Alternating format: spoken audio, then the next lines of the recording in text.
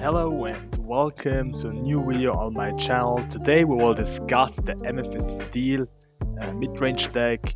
I would even call it a bit like a aggro deck in set 6. We did a few changes.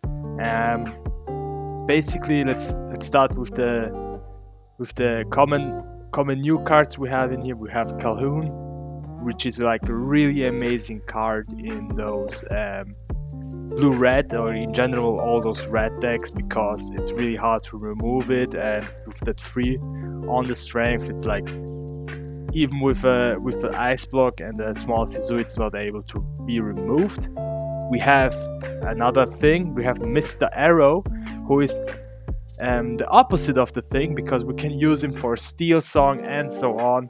So he's also really interesting card. I put both of them 2 times in my deck because we don't really know what's going on in the Europes. All the cards, all the decks will be new, so we have like a small choice here. I removed the brooms with Channelbox followers, simply as that, because we don't play the crab anymore here.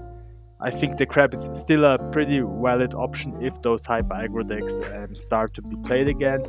But for now, we play the Channelbox followers because the brooms were just there, because with the Merlin crab we were able to remove a few of those dangerous hyper aggro characters like the Daisy and so on. So because we're like moving a bit to the red tech, so teching against red, we're playing Channelbox followers now. It's also like not easy to be removed with, for example, Ice Block and the Sisu. That's the only way to remove it, and it's not like worth it to do it. Next up we have like Madame Mim Fox 4 times.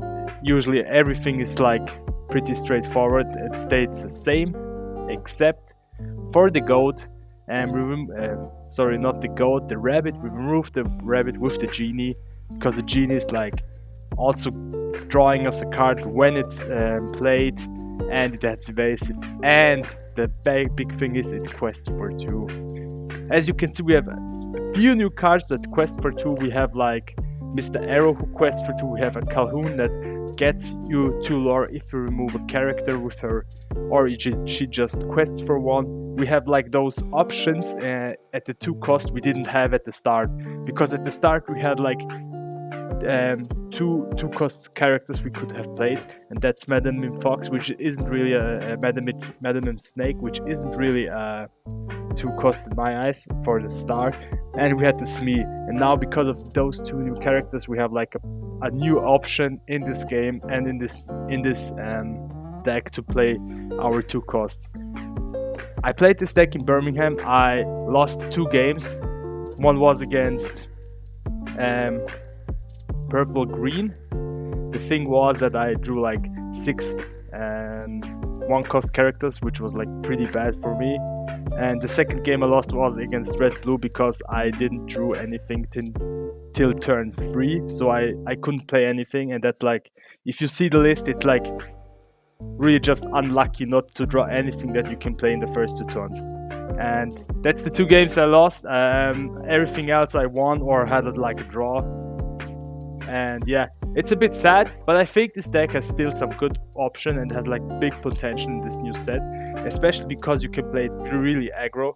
Here we can see I still play my 4 Fire the Cannons, because it's my favorite card in this deck. You're taking the tempo out of your opponent, and you're just like rushing in with those Malefice and with those Smees and with all those characters that quest for 2. Like, you're removing a lot of harm against your deck with those Fire the Cannons, and you're slowing down your opponent in situations where he has to like get into race, and you're just like getting him slowed down and so on. What's also new in the deck is that I'm playing 2 Gathering Knowledge and Wisdom. I think it's a really cool card. It's like a second goat in my eyes, and it's not, maybe you don't want to hold it in your hand at the start, but you want to like draw into it like in the game. If you have like a turn where you have to sing friends on the other side to get some card draw, you can maybe play this song. Like, we had situations where we had like this Benja out and we wanted to quest for 2, but we had friends on our hand and we had to sing it, so we have like some draw engine in here. And if you don't quest at least once per turn with this deck, it's like really hard to win. So singing with, for example, with Benja and then drawing into Gathering Knowledge and Wisdom and gaining 2 lore is like a pretty huge win for you, because you got your cards in your hand and you got the lore you need. I also tried the new Yzma, but for my eyes it's like really slow. It's not a fast card, and it's not good for this deck. I would personally see that Yzma in blue-purple, because you can play her out pretty fast and you can like ink your whole hand and draw new cards with it. But I don't think it's good for this deck. Of course, we play our 4 Pete's, we play 4 Lawrence this time. Lawrence was like really long underappreciated. I appreciate him a lot now, because like with this 4/4 stats at the start when he comes out, he's like real menace. Of course, we play our 4 castles. If the set comes out in the next few days, maybe I also did some play testing already, and I can tell you guys, this deck is like really good against those blue-red decks and against those other hyper aggro decks, because you are also playing hyper aggro, but the difference is you are removing your opponent's aggro cards while you gain lore, same at the turn, especially with Calhoun. I think this card is one of the best steel cards that came out in set 6, and I think also the Genie is the best purple card that came out in this set. So what are your thoughts on that? I will do like some few videos in the next few days about some matchups I have with this deck.